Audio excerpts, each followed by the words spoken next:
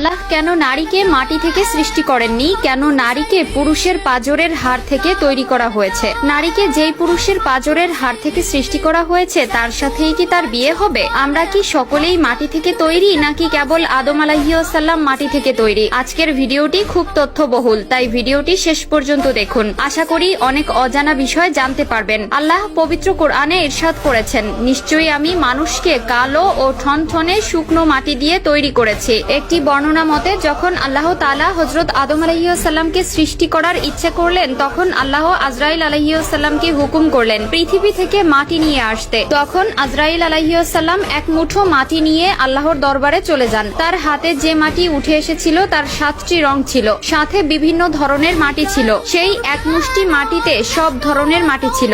এরপর আদম আলাইহিসসালামকে সৃষ্টি করার পরে তার পাঁজরের হাড় থেকে এক মহিলাকে সৃষ্টি করেন, যিনি হলেন বিবি হাওয়া আলাইহিসসালাম।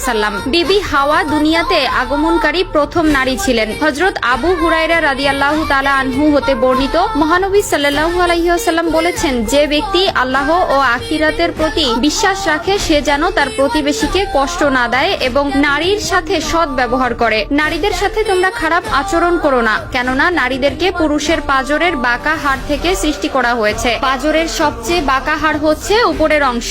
একে সোজা করার চেষ্টা করলে ভেঙে যাবে এবং যেমন আছে তেমন রেখে দিলে তা বাঁকাই থেকে যাবে। অতএব নারীদেরকে ভালো ওসিয়তের মাধ্যমে সংশোধন করো। নারীদের সাথে শিশুদের মতো ভদ্র আচরণ করা উচিত। আল্লাহ তাআলা পবিত্র কোরআনে ইরশাদ করেন, পুরুষরা নারীদের উপর কৃতিত্বশীল, অর্থাৎ